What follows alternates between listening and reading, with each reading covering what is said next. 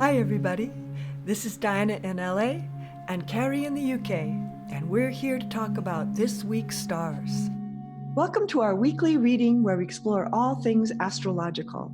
From our two different points of view in two different locations in the world, we bring to you a unique astrological perspective on what is happening right now across the globe. So here we go.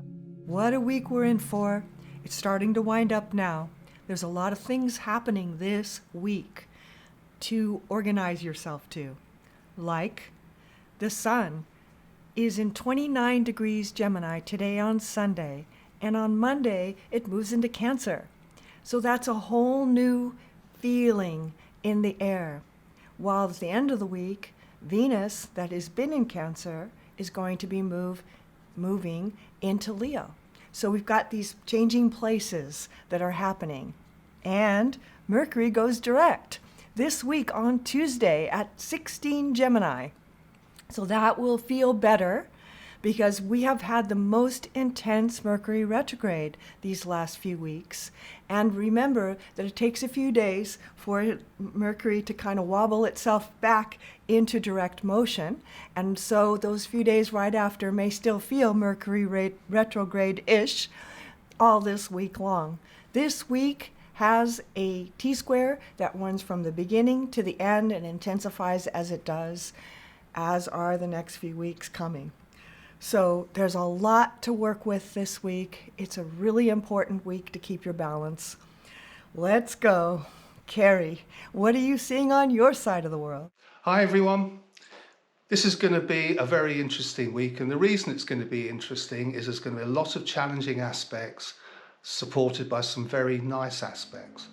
The challenging aspects we talk about the last couple of weeks is the square between Saturn and Uranus, and now it's creating a T-square with Mars. Now last Monday we had a T-square with the Moon, which was in Leo, with Saturn and Uranus. And in the UK, that was the news on a Mercury retrograde that lockdown, the easing of lockdown was not going to take place, and it was going to be put back until the 19th of July.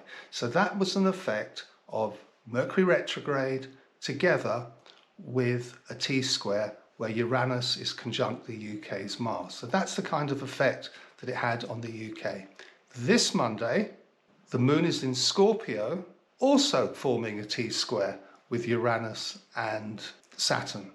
So again, look at the news that comes out on Monday, because it could, in certain parts of the world, because it could be quite challenging. When the Moon forms a T-square, it's only for that particular day, but it has a very profound effect. And bear in mind, Mars is coming up to forming a T-square this week with Uranus and Saturn, and that's going to be there for the next few months. So this is the beginning on a worldwide basis of a very challenging time. So politically it could be challenging, but look to see what happens on the world stage over the next week. And look to see what happened last week on the world stage that we talked about. So many changes in the elections in the Middle East, for instance. A lot of movement of presidents in the country, plus Biden was in Europe and talking to Putin. So there's a lot of things going on that are the big wheels turning of these chess pieces on the board, moving and strategizing to create new relationships and new situations in different countries. So it's very big energy. Plus, and this is the big thing this week, besides that we have this intensifying T-square that's going to continue to intensify, we've got a full moon. The full moon is on Thursday. It's at 3 degrees Cancer, Sun, 3 degrees Capricorn, Moon. So the moon is in Capricorn full, opposing the sun and creating still yet again a little bit more tension and more highlighting of this energy. Sun in Cancer, Moon in Capricorn. It's interesting to think of those polarities because they are always opposing, right? The sun and moon in a full moon position are always exactly opposing each other. That's how you know it's a full moon. So we've got this energy of the sun in Cancer of nurturing and family and working together and cooperation. While we have moon, the moon, our feelings in Capricorn, it's a little bit cooler in our emotions, which is maybe good because everything's so volatile these days. When you talk about volatility, if you look what's happening on the world stage, a knock-on effect of the T-square with the beginning of the T-square with Uranus, Mars, and Saturn, look what's happening in the Middle East. A new, as you said, Diana, new leader in Israel, very right-wing. New leader in Iran, very right-wing. That is explosive because those two countries don't like each other. So look to see what happens over the next couple of months, because if something happens between those two countries, it's going to affect everybody.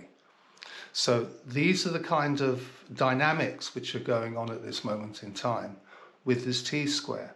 So when the moon gets involved, it gives it extra emphasis. And at the end of the week, there's some incredible aspects. So on Saturday, we have the T-square more defined with Mars, Saturn and Uranus and the moon. So this is going to be really big. On top of that, Venus leaves Cancer. It's in Cancer on the last day on Saturday, goes into Leo on the Sunday. So over the next couple of weeks, you're going to have Venus conjunct Mars, squaring Uranus, opposed Saturn, creating a massive T-square. And then when the moon joins it, it's going to be very profound. So look to see what happens on the world stage. For people personally, if you are a fire sign, this is going to really affect you. This is going to affect you in a big way because you've got Mars, Venus, and then the moon joining it. It will give you this boost of energy. However, you've still got the square of Uranus to the planets in Leo, the opposition of Saturn to the planets in Leo. So those fire signs will feel really good, but there is an undercurrent. And we must be aware of that undercurrent because this T-square is going to affect everybody, and it's going to affect everybody in different ways. Yeah, so that's the news. There's a lot going on. There's more than we're saying. This is a good time to center and find your center and move through these next weeks with a calm in your heart and hopefulness, and to help rectify the imbalanced energy that might be around you or that other people are experiencing. I guess the good news is Mercury's going direct, and that will help a little. And the full moon always illuminates, right? What needs to be illuminated, and it's in Capricorn. So that full moon in Capricorn energy may steady you, and I would use that steadying influence. What do you want to create in these next months? How do you want to contribute to what is happening on the planet? Can you hold a vision for our planet, for our Earth? Goodwill to all humans, peace on Earth. These kinds of thoughts as like a prayer, as you hold for the whole world as it's going through these growing pains that are definitely happening and that will change our world. That's not necessarily bad. It's just uncomfortable.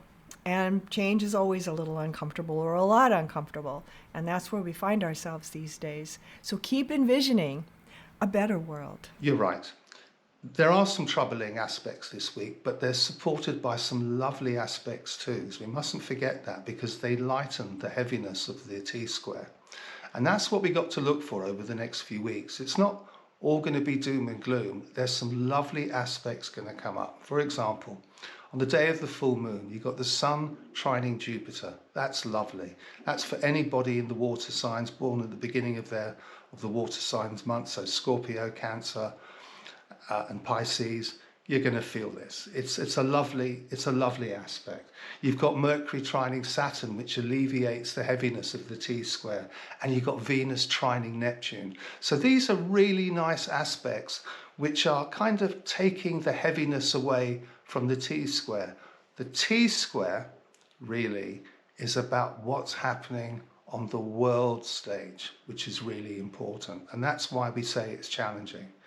depending what planets you've got in your chart, it may not feel as bad as it would feel on the world stage, if that makes sense. So look to see what's happening this week.